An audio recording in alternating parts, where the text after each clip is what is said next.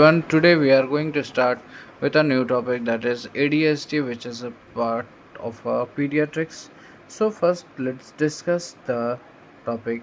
Here, ADHD, it is a most common neurobehavioral disorder.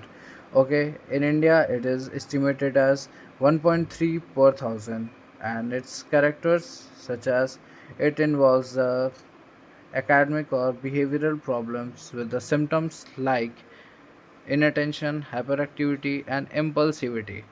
And it can onset up to 12 years of age, and it is present in at least two different social settings with interfering with the social, academic, and occupational function.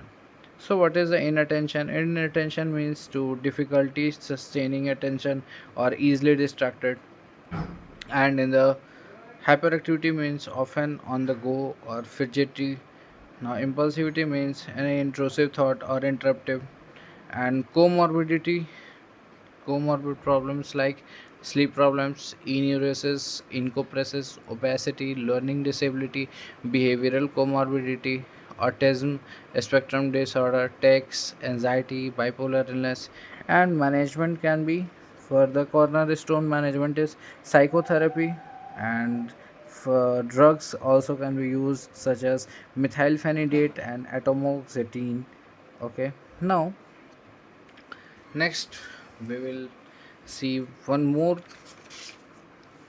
which is eating disorder. Okay, so in eating disorder we will discuss anorexia nervosa and bulimia. Okay, chiefly it affects the 15 to 19-year old girls. So anorexia nervosa, it has characteristic features such as intense fear of becoming fat even though the child is underweight. There are two subtypes, which can be either restricted eating or increased physical activity, induced vomiting, or use of laxative and diuretics. It is present in anorexia nervosa, and the complications are like secondary amenorrhea and metabolic complication, which are related to the malnutrition.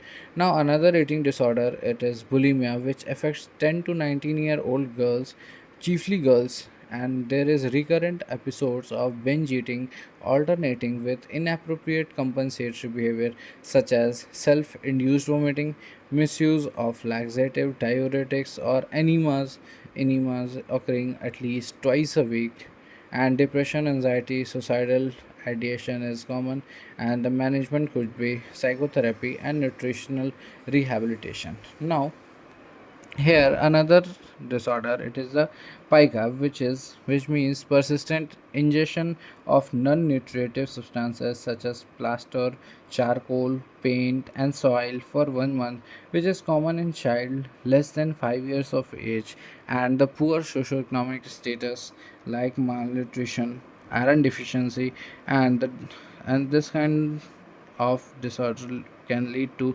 developmental delay, psychosocial stress, maternal deprivation, or parental neglect due to.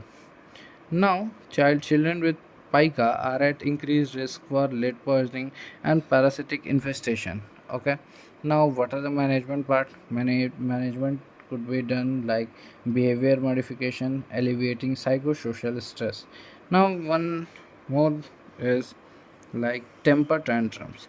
Usually, child's response to physical or emotional challenges by attention seeking tactics like yelling, biting, crying, kicking, pushing, and throwing of objects. It begins at 18 to 36 months of age and subsided by 3 to 6 years of age.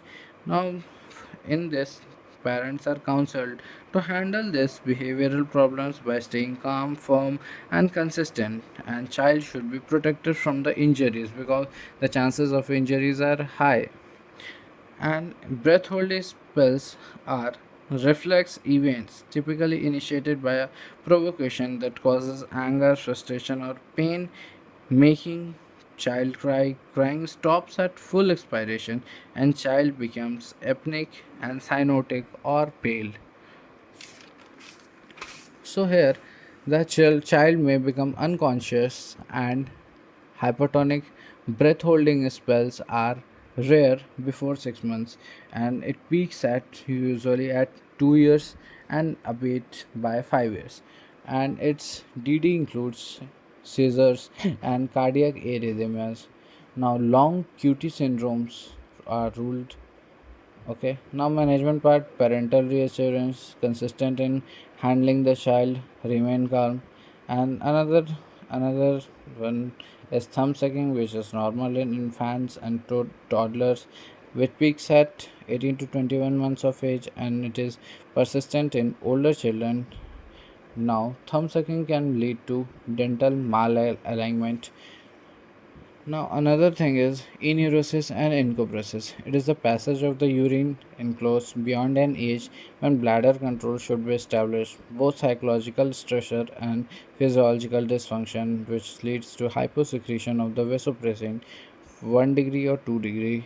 It is the loss of control after an initial bladder control for 6 months. Diabetes, UTI are ruled out. In encopresis, what happens is that passage of stools in the clothes beyond an age when bowel control should have achieved. Retentive associated with constipation, non-retentive never achieved bowel control, and usually it is associated with the constipation. Alright guys, thank you so much.